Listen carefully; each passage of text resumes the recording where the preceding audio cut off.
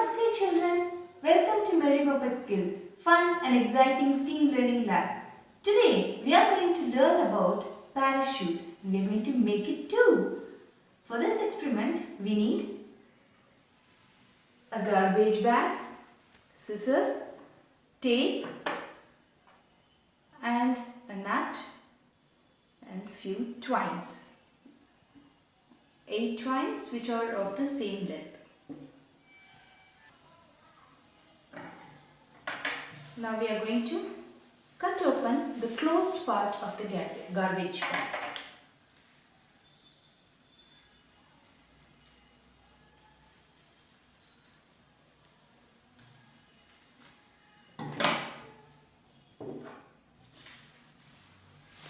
Open the bag.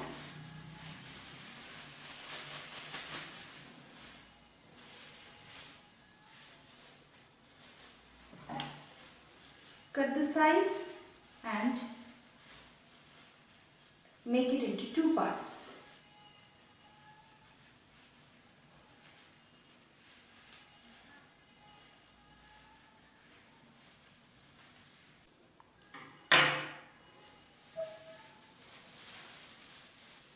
We are going to use only one part of this bag.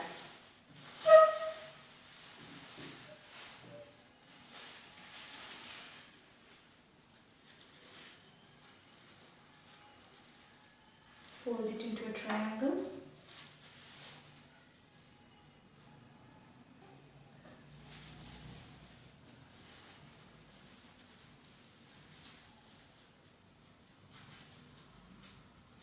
Fold it again.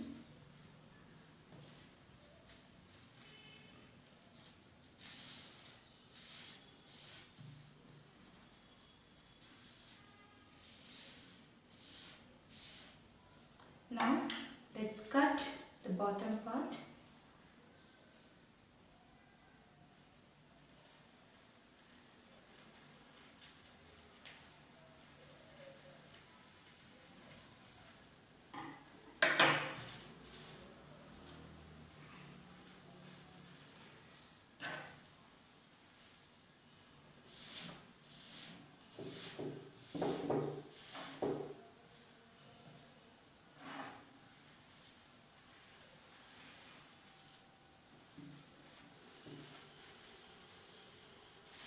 Now we are going to stick these twines to the ends of the bag.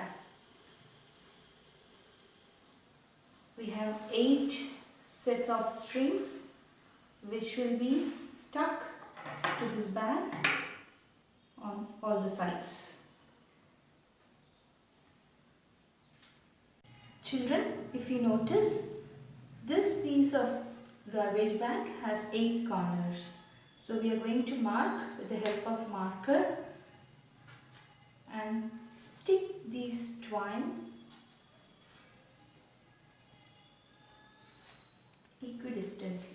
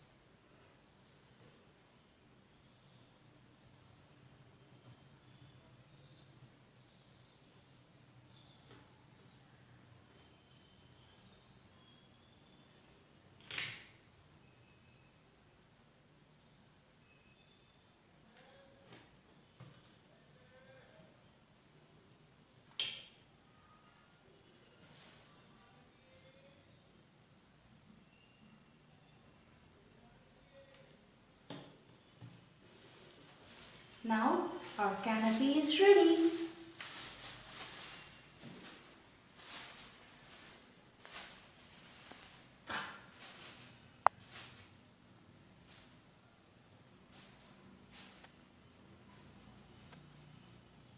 For the load, we are using this nut. Insert all the twines inside the nut.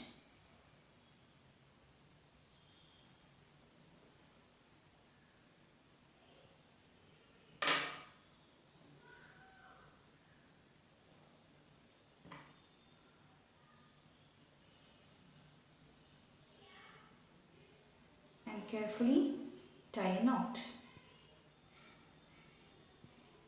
The load is ready. Excited to see how the parachute will fly? Let's go outdoors.